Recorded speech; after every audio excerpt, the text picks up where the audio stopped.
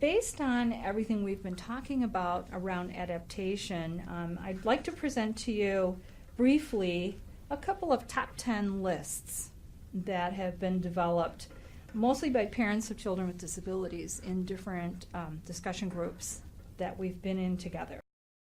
We decided to write down the top 10 things that really annoy us and bother us when other people say them to us as parents of people with disabilities. You could apply it to being the spouse of someone with a disability, or maybe you yourself having a disability.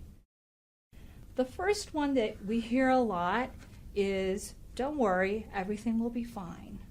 It drives people a little crazy because, first of all, you don't know if everything's going to be fine. How can you possibly know? So it's kind of an arrogant thing to say to someone else and kind of demeaning. The second one, everything happens for a reason. A lot of people turn to their faith, if they're involved in different faith groups or religions, to look for answers and explanations about why did this happen to me or my child. For some people, this is comforting. For some people, it is not. Better to err on the safe side and avoid saying things like, well, you know, everything happens for a reason, because it may not go over that well. The third thing, oh, it's really not that bad. Okay. That belittles the person's experience and the importance of their child or their child's disability. Fourth one, the good Lord never gives us more than we can handle. Okay.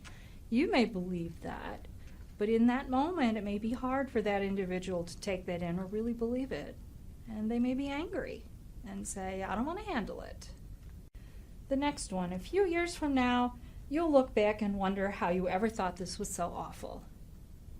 Again, that might be true, but we don't know that now. And saying this now minimizes that person's pain.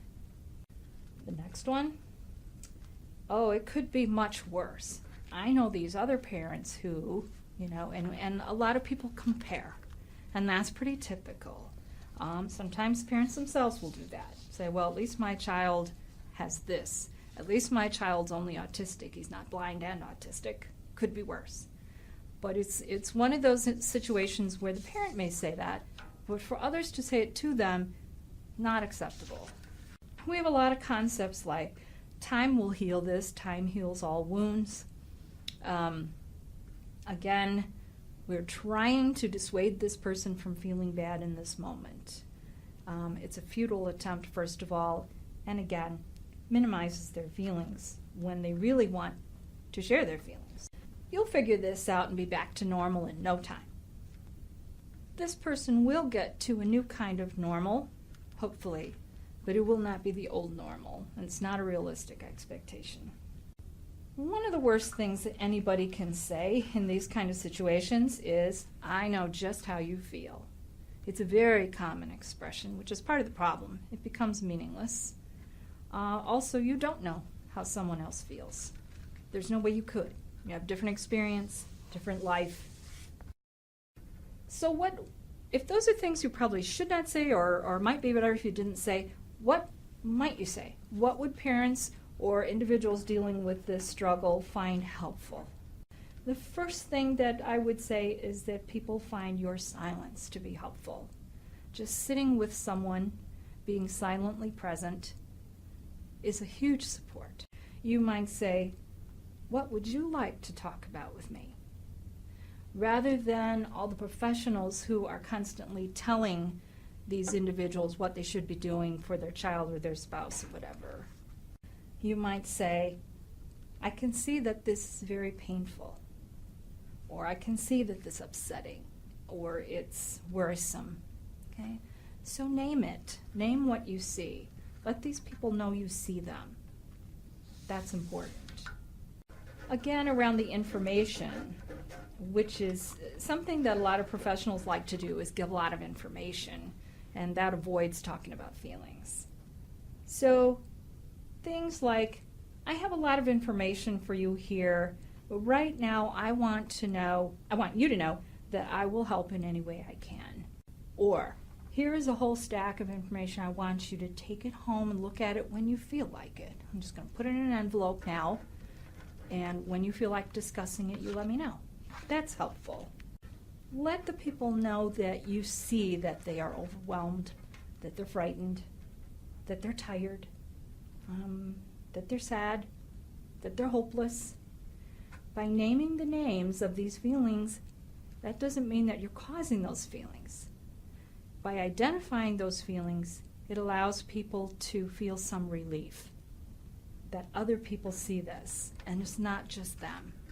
If a professional could say, we'll do our very best job with your baby or your husband or whatever, and we're very good at what we do, but right now, what can I do to be helpful to you? Sometimes the family members get lost in the rush of the medical issues.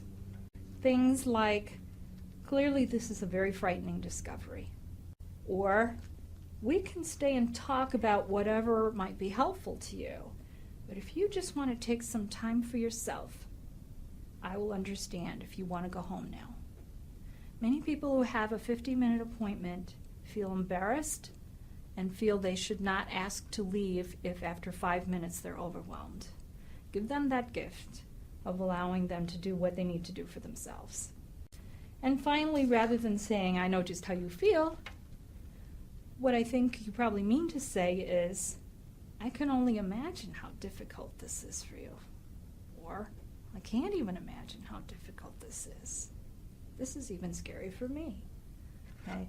Sharing your own true responses to what they have shared with you is the ultimate gift, is the peak of what you can offer people in these moments. This is what is helpful.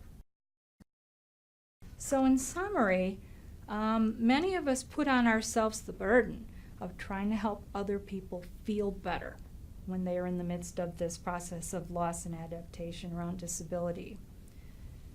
It is no one's job to make them feel better, and in fact, what we want is for them to allow themselves to feel what they feel, because through this, through discussing it, through sharing it with you, this is a way to discovery. This is a way to letting go of what is lost and trying to put together these new attachment dreams that they can only do in the presence of someone who supports them in this way. So, bottom line, be yourself, be comfortable, be as relaxed as you can, and be content to just sit with someone who's in pain and allow it to happen. So at this point, I will close up this session, and I've enjoyed being here with you, and hope you've taken away a few things with you. A special thanks to Dr. Gough for sharing her insights.